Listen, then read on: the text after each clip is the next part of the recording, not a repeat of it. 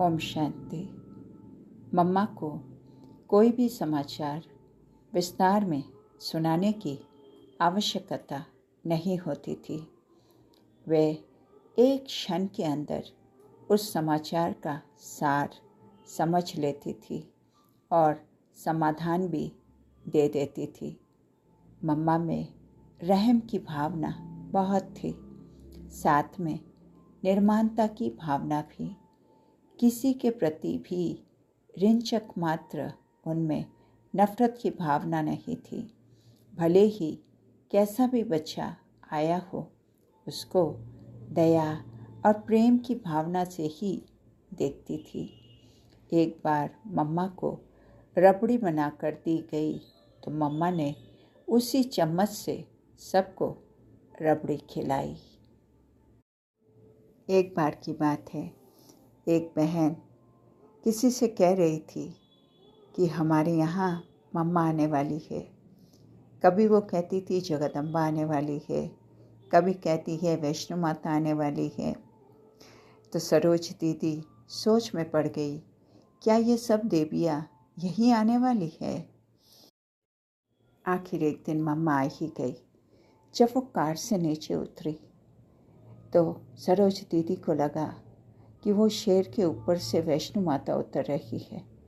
वो थोड़ी मूंझ गई कि मैं क्या देख रही हूँ।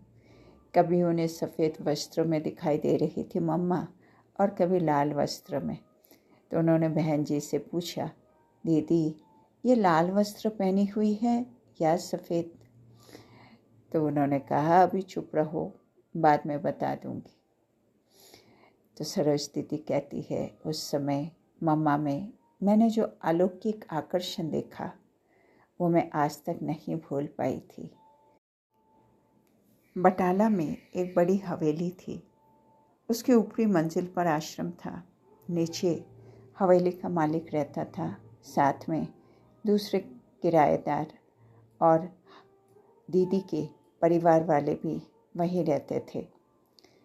अब बहन जी का बहुत प्यार था दीदी से और वो बहुत बार कहती थी, तुम एक बार उस मकान मालिक को आश्रम पे ले आओ, वो तुम्हारी बात ज़रूर सुनेगा क्योंकि तुम छोटी हो और उनका तुम्हारे से बहुत प्यार है। वो तुम्हारी बात पर कभी ना नहीं करेंगे। तो एक दिन सुबह सुबह दीदी मकान मालिक का दरवाज़ा खटखटाने लगी। उसने दरवाज़ा खोला तो कहा, अंकल आज आपको ऊपर आश्रम में चलना ही है। तो उन्होंने कहा, मैं तो एक शराबी हूँ, एक सेकंड भी शराब के बगैर नहीं रह सकता। ऐसी स्थिति में तुम मुझे उन देवियों के पास जाने के लिए बोल रही हो, ये नहीं हो सकता। तो दीदी बहुत हठी थी, वहीं बैठ गई। कहने लगी, जब तक आप नहीं चलेंगे मैं यहाँ से नहीं हटूँगी। आज आप स्नान करके आओ और मैं आपको लेकर ही जाऊँगी। तो स्नान करके जब वो आए तो दीदी ने उनका दोनों हाथ पकड़ लिया, बोतल छूने तक नहीं दिया और कहा कि अभी आपको चलना ही है। वो मजबूर होकर दीदी के साथ चल पड़े। उस समय वहाँ मम्मा आई हुई थी और मम्मा का क्लास चल रहा था। जैसे ही वो दोनों दरवाजे के पास पहुँचे और अंदर का दृश्य देखा तो उसके मुंह से निकला, ये तो वैष्णो माता का दरबार है। ऐसे कहते ही उन्होंने दीदी का हाथ छोड़कर अपने आप अंदर चले गए। सीधा मम्मा के पास जाकर उनके चरण पकड़ लिए। तब मम्मा ने कहा, अच्छा बच्चे आ गए, आओ, ठीक है ना? उन्होंने कहा, जी माँ ठीक है। उस दिन के बाद से उन्होंने शराब नहीं छुई।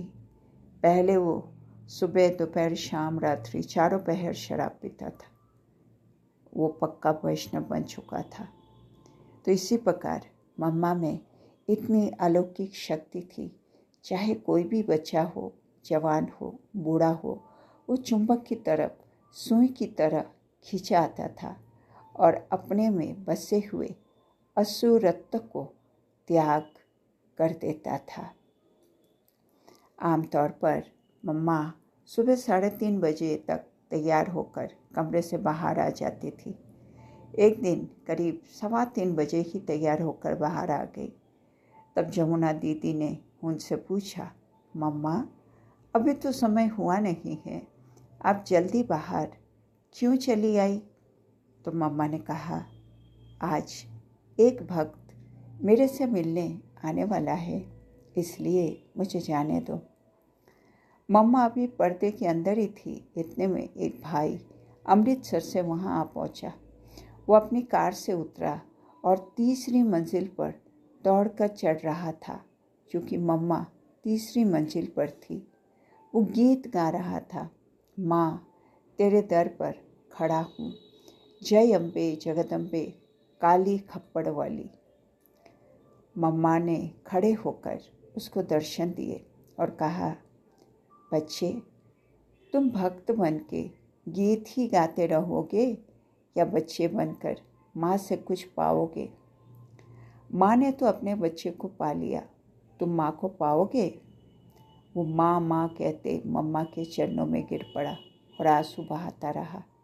फिर मम्मा ने उसको क्लास में बिठाया, ज्ञान समझाया, प्रसाद खिलाया। इस प्रकार मातेश्वरी जी भक्तों को भी संतुष्ट करती थी और उनके आगमन का आभास पहले ही कर लेती थी। मम्मा बच्चों की एवं भक्तों की आस पूरी करने वाली कल्प तरु थी।